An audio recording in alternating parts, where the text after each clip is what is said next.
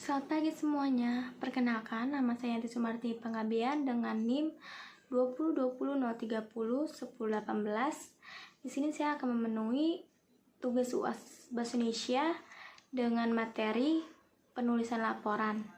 Diambil dari sesi 13. Oke, kita mulai ya dari pengertian penulisan laporan. Penulisan laporan adalah suatu bentuk penyampaian berita, keterangan, pemberitahuan, cara lisan maupun tertulis dari bawahan ke atas sesuai dengan hubungan wewenang dan tanggung jawab antara mereka. Laporan merupakan alat komunikasi dalam suatu organisasi untuk menyampaikan data-data fakta atau rinci. Nah, dengan alat inilah anggota dari suatu organisasi memberikan umpan balik atau feedback pada pimpinan, memungkinkan untuk menguji atau mengubah kebijaksanaan yang telah dibuat.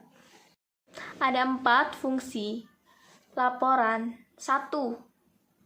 Penyampaian informasi adalah sumber informasi bagi penerima laporan dalam rangka menyelesaikan tugasnya.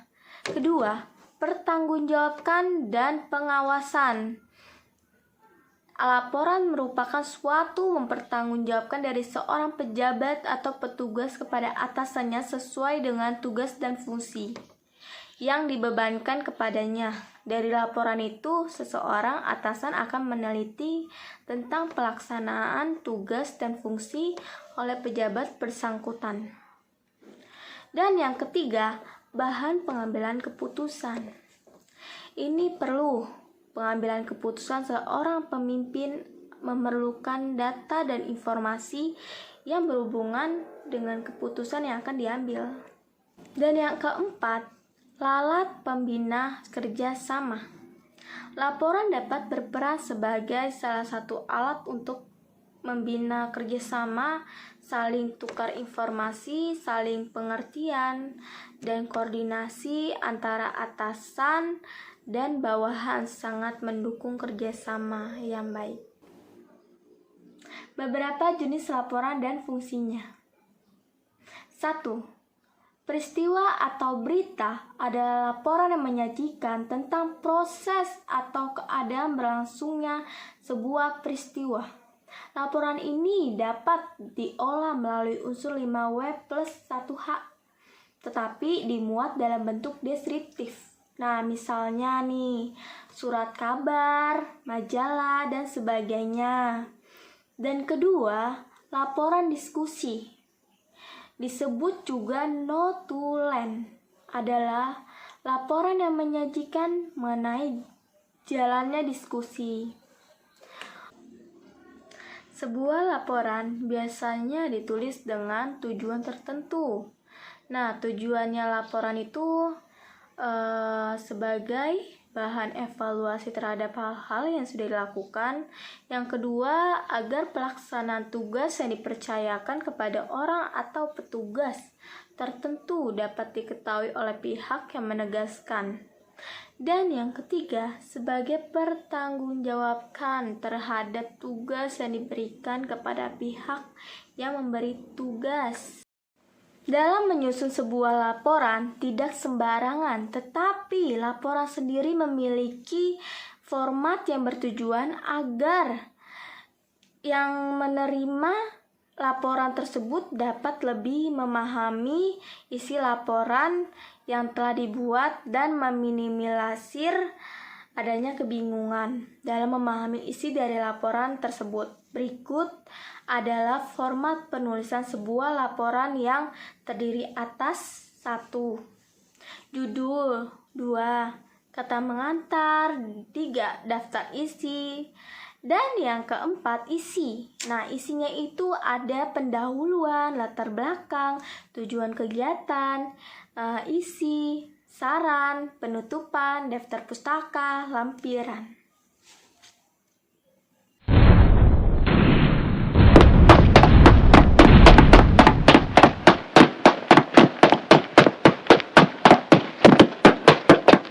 Kita buat contoh laporannya yang berjudul kegiatan perkemahan sekolah. Laporan kegiatan perkemahan di hari Sabtu sampai Minggu Persami dalam rangka menyambut siswa baru SMA Negeri 1 Kota Batu tahun ajaran 2020 sampai 2021. Latar belakang perkemahan Sabtu sampai Minggu adalah kegiatan perkemahan yang dilaksanakan oleh anggota pramuka, baik dari tingkat SD hingga SMA. Persami bisa dilakukan untuk berbagai tujuan, namun utamanya dilakukan untuk memperingati dan meresmikan kenaikan tingkat anggota pramuka. Siswa baru yang diterima di SMA Negeri 1 Kota Batu secara otomatis masuk sebagai anggota pramuka penegak. Gugus Depan SMA Negeri 1 Kota Batu berkewajiban untuk menjalankan upacara peresmian tersebut dalam sebuah kegiatan perkemahan Sabtu sampai Minggu. Tujuan kegiatan melalui kegiatan Persami, maka diharapkan mahasiswa baru akan mengenal lingkungan sekolahnya yang baru. Kedua, memiliki jiwa patriotisme, pemberani, jujur, berakhlak mulia, dan mampu bekerja sama. Yang ketiga, menyiapkan calon-calon generasi penerus bangsa yang berkualitas dan siap terjun dalam masyarakat. Hasil kegiatan Persami penerimaan siswa baru diselenggarakan dengan baik dan lancar. Kegiatan dimulai dengan apel pembukaan pada hari Sabtu jam 4 dan diakhiri dengan apel pada hari Minggu jam 11. Peserta Persami mengikuti instruksi dan jadwal kegiatan dengan tertib sesuai diharapkan dari panitia. Namun masih banyak para peserta Persami yang tidak membawa perlengkapan dan persyaratan dengan berbagai alasan. Kondisi ini menjadi tanda bahwa terdapat berbagai kendala di kedisiplinan dalam diri siswa. Kesimpulan kegiatan Persami yang dilakukan di SMA Negeri 1 Kota Baru sudah dilaksanakan dengan baik dan lancar. Meskipun dengan anggaran dan kondisi terbatas, siswa baru menjadi peserta Persami bisa mendapatkan berbagai manfaat, terutama kedisiplinan, kerjasama, kekompakan, dan juga sifat berani. Acara Persami diharapkan bisa menjadi ajang memupuk calon generasi penerus bangsa yang berkualitas baik dalam segi akademik maupun non-akademik. Demikianlah laporan ini dibuat sebagai bentuk pertanggungjawaban panitia dan semoga bermanfaat bagi evaluasi penyelenggaraan kegiatan Persami.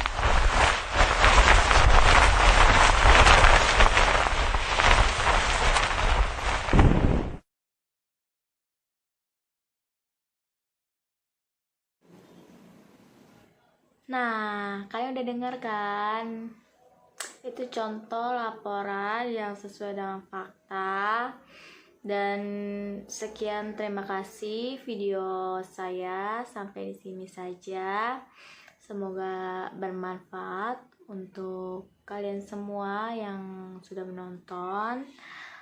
Terima kasih.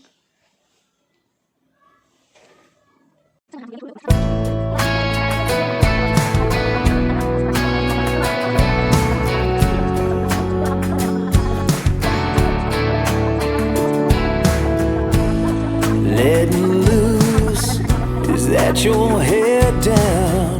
Yeah, you're in the mood. Oh, to come unwind.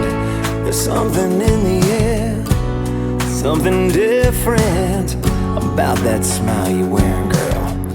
Yeah, what is it? When I think I know what's going